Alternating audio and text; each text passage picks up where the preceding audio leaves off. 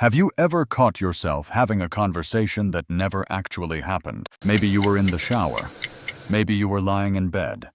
Maybe you were walking alone, staring out the window or trying to fall asleep. And without choosing it, your mind built an entire scene. You were explaining yourself perfectly, winning an argument from 3 years ago, imagining a future where everyone finally sees your worth, or preparing for a disaster that has not even happened yet. And the strange part is this: you know it is not real, but your emotions react as if it is. Your chest tightens, your heart speeds up. You feel relief, anger, anxiety, even satisfaction from something that exists only inside your head. If you do this often, you may have asked yourself a private question you do not always say out loud. Why do I keep doing this? Why does my mind keep building fake scenarios that feel more emotionally intense than my actual life? Psychologically, this is not as random as people think. And no, it does not automatically mean something is wrong with you. In fact, one reason this pattern feels so powerful is because it sits right on the border between something normal and something painful. At a basic level, the human brain is built to simulate. A network often called the default mode network becomes especially active during internally focused states and is linked to self-reflection, mental exploration, autobiographical thinking, and imagined social situations. In other words, your brain does not only react to life, it rehearses life. That is why athletes visualize performances. That is why speakers rehearse conversations in their mind. That is why you can imagine tomorrow before tomorrow arrives. So the problem is not imagination itself. The problem begins when imagination stops being a tool for preparation and starts becoming a place of emotional dependence. Because for some people, fake scenarios are not just mental noise. They are emotional shelter. They are the one place where everything finally makes sense. Inside the scenario, you say the right thing. The other person responds the way you needed them to. You are admired, understood, desired, respected, or safe. Real life rarely offers that kind of clean resolution. And that is exactly why the mind keeps going back. There is another reason this feels so real. Research on mental imagery shows that imagined experience overlaps with perception more than most people realize. Mental imagery functions like a weaker form of perception, and brain imaging studies show that imagery and perception can share neural representations. That does not mean imagination and reality are identical, but it does help explain why vividly imagined scenes can create real emotional and bodily reactions. So when you imagine someone rejecting you, your body may tense.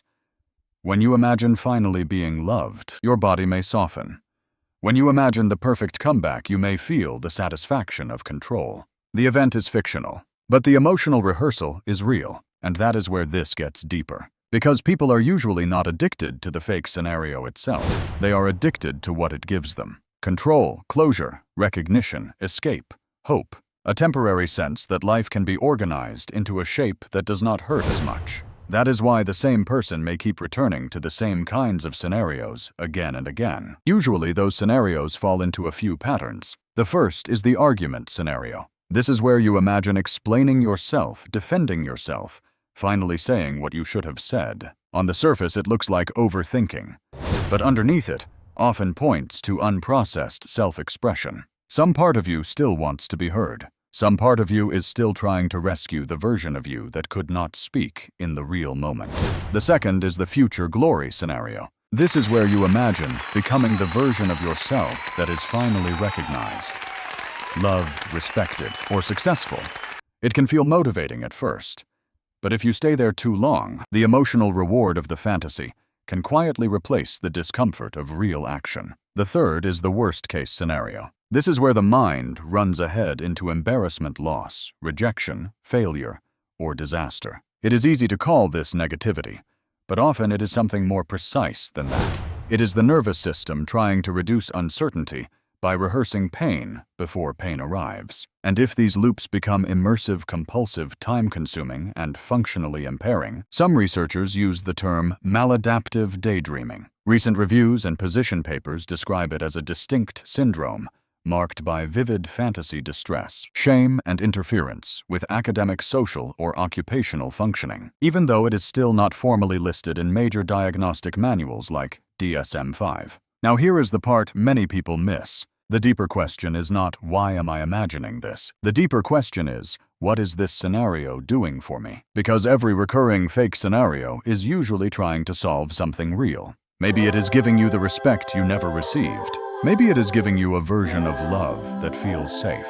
Maybe it is giving you a future self who finally looks like the person you feel you could have been. Maybe it is giving you control in a life that has felt unpredictable for too long. And this is why shame does not help. If you shame the behavior too early, you miss the message inside it. For many people, especially those who grew up in emotionally unpredictable environments, the inner world became the safest room they had. The mind learned to run ahead, to prepare, to imagine, to rewrite, to control. What looks irrational from the outside can make perfect sense once you understand what it once protected. Research on maladaptive daydreaming also shows strong links with distress, shame, and broader psychopathology, which helps explain why so many people feel both comforted by it and trapped by it at the same time. So no, I do not think the right first response is just stop daydreaming. That is too shallow. If your mind keeps building these worlds, it is because something about them feels useful. The healthier move is to understand the function and then slowly build more of that function in real life. So let's talk about what actually helps. The first step is to name the type of scenario the moment you notice it. Do not just say, I am spiraling. Be more precise. Say, this is an argument loop. This is a future glory loop. This is a fear rehearsal. This is a being seen fantasy. Why does that matter? Because what is unnamed feels like reality. What is named becomes a pattern. The second step is to ask one question. Is this scenario preparing me or protecting me? If you are rehearsing a difficult conversation and then you actually plan to have it, that may be preparation. But if you keep replaying it for weeks and never act, then it is probably protection. And that distinction changes everything, because preparation moves you toward life. Protection keeps you emotionally hidden from it. The third step is to externalize the loop. Write down the scenario in plain language. Not beautifully, not dramatically, just clearly. Who is in it? What do you want from them? What emotion keeps repeating? What do you finally get inside the scenario that you do not get outside it? This matters because expressive writing has some evidence behind it. Meta-analytic research suggests it can produce small but meaningful improvements in stress anxiety and depressive symptoms in some healthy or subclinical samples. Though it is not a magic cure, and results are not uniform across all groups. So do not treat writing like a miracle. Treat it like a way to stop the mind from carrying everything in circles. The fourth step is to bring the body back into the room.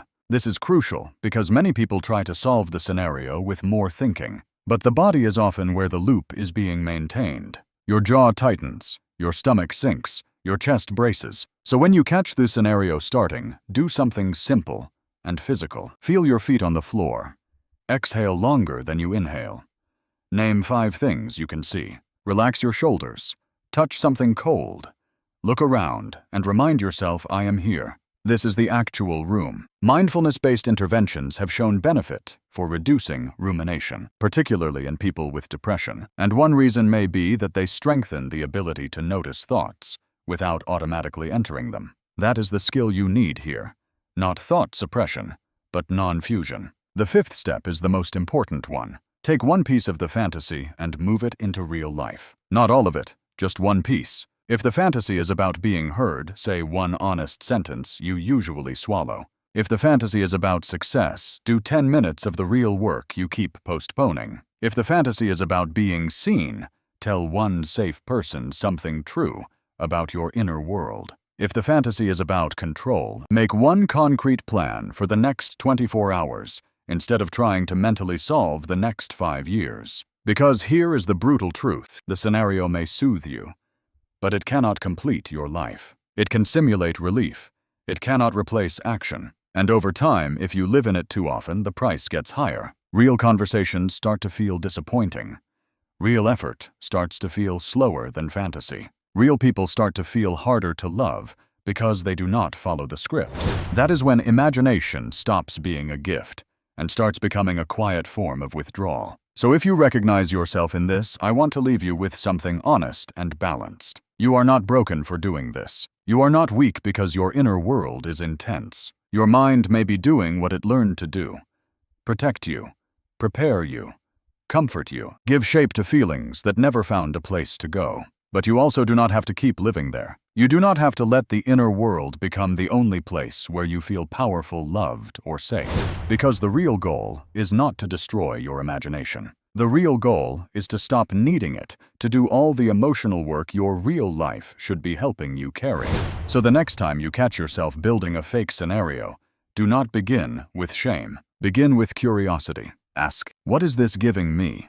What pain is this organizing? What need is this revealing? And what is one real-world step I can take today so I do not have to keep living this only in my head? That is where change begins. Not when the fantasy disappears, but when you stop treating it like home. And if this pattern is consuming hours of your day, harming schoolwork, sleep, or relationships, or leaving you stuck in shame and avoidance, it may be worth talking to a licensed mental health professional. When immersive fantasy becomes persistent, distressing, and impairing, that is more than a personality quirk. It is something that deserves real support. The world inside your head may have protected you once, but it was never meant to become the only life you live.